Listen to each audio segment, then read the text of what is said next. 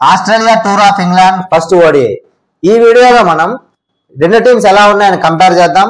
ఆ playing conditions and pitch అనేవి ఎలా ఉన్నాయో చూద్దాం. ఫస్ట్ మనం రెండు టీమ్స్ ని కంపేర్ చేస్తే బ్యాటింగ్ అండ్ బౌలింగ్ లో రెండు టీమ్స్ కూడా హెడ్ టు హెడ్ చాలా ఈక్వల్ గా ఉన్నాయి. బ్యాటింగ్ లో రెండు టీమ్స్ కి దాదాపు 1 నుంచి 7వ నెంబర్ వరకు బ్యాట్స్మెన్ చాలా ఎక్సలెంట్ గా ఆడే వాళ్ళు ఉన్నారు. బౌలింగ్ చూసుకుంటే ఫాస్ట్ బౌలింగ్ రెండు టీం కి చాలా బాగానే ఉంది. స్పిన్ అనేది కొంచెం యావరేజ్ గా ఉంది. ఈ మ్యాచ్ ట్రెండ్ పిచ్ అనే స్టేడియం లో ఆడుతున్నారు. ఈ స్టేడియం నార్మల్ గానే చాలా వరకు బ్యాటింగ్ ఫ్రెండ్లీ స్టేడియం. ఇంకా వెదర్ విషయానికి వస్తే కూడా ఈ మ్యాచ్ వాళ్ళ టైమింగ్ లో మధ్యాహ్నం 1:30కి ఆడుతున్నారు. ఈ టైంలో వర్షం అనేది ఏం లేదు, ఎండ అనేది ఎక్కువగా ఉంటుంది. దీనివల్ల పిచ్ లో మాయిశ్చర్ అనేది ఏముండదు.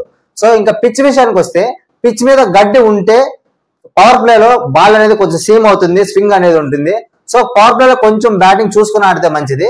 ఆ తర్వాత మాత్రం బ్యాటింగ్ కి అనుకూలిస్తుంది. సెకండ్ ఇన్నింగ్స్ లో కూడా ఇక్కడ డ్యూ పడుతుంది. సో దానివల్ల బ్యాటింగ్ కి అనుకూలిస్తుంది. ఒకవేళ పిచ్ లో గడ్డి లేకుంటే కూడా పవర్ ప్లే లో బ్యాటింగ్ కి అనుకూలిస్తుంది.